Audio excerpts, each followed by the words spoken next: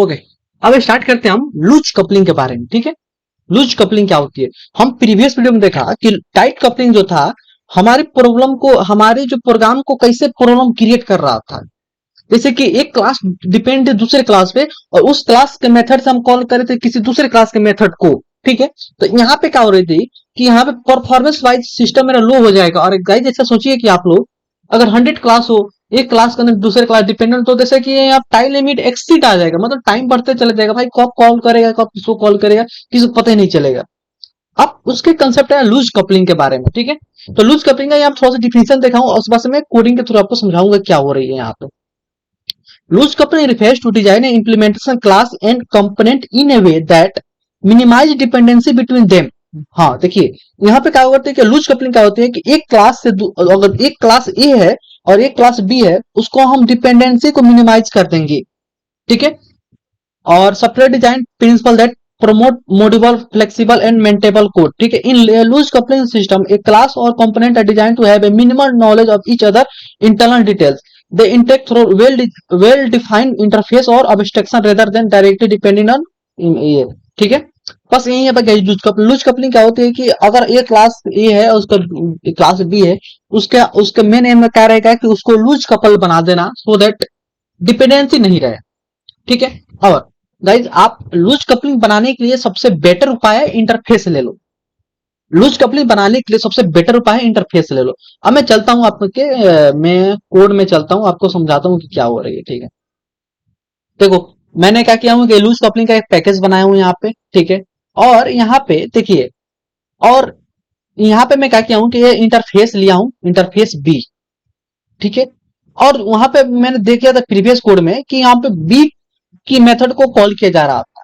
तो मैंने सोचा कि बी मेथड को ही मैं बी मेथड को ही इंटरफेस के अंदर जो क्या होती है कि जो मेथड होती है उसी का इंटरफेस के अंदर जो मेथड होती है, अगर वो अगर क्लास को इंप्लीमेंट करते हैं इंटरफेस के मेथड को, तो 100% इंटरफेस के मेथड को इंप्लीमेंट का मेथड के बॉडी को डिफाइन करना पड़ेगा, अदरवाइज प्रॉब्लम क्रिएट हो सकती है।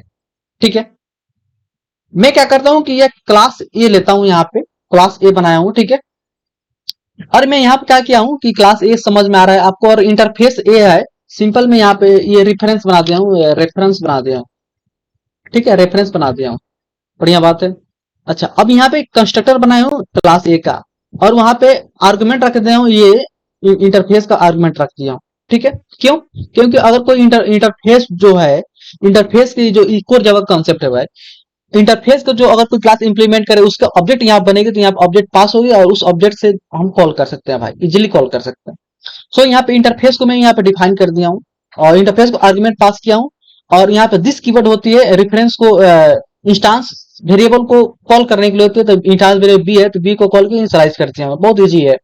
ठीक है, और इसके अंदर मैं क्या किया हूं कि मेथड ए है और बी डॉट मेथड बी, इस रेफरेंस से, इस इंटरफेस के रेफरेंस से मैं मेथड बी को कॉल किया हूं। ये गाइस मेथड बी कहां पे है? तो मेथड बी जो है इंटरफेस के अंदर है, इसी को मैं कॉल किया हूं। अच्छा, अब क्या होगी, आउटपुट क्या आएगी भाई? जो आप देखो यहाँ पे क्लास बी है, क्लास बी इंप्लीमेंट करे इंटरफेस बी को, समझो क्लास बी जो है इंटरफेस इंप्लीमेंट करे इंटरफेस बी को, और उसके अंदर मैं क्या किया, मेथड बी को डिफाइन कर दिया हूं। तो system dot out dot println class method method B. ठीक है, तो नाउ अब इसका आउटपुट क्या होगी? Final output method of class B का आउटपुट होगी। ठीक है, क्योंकि क्लास बी है जो इंप्लीमेंट की है।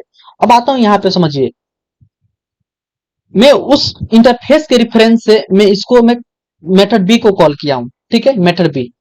अच्छा, इंटरफेस मेरा क्या है? इंटरफेस मेरा पेरेंट है और मेथड बी जो है, ये जो क्लास बी है, ये चाइल्ड है। क्यों चाइल्ड है? क्योंकि इंप्लीमेंट कर रही है मैं इंटरफेस को। अच्छा, एक कोर जावा का कंसेप्ट होता है, ये parent reference can be used to hold child reference by using that reference parent reference call parent class method only.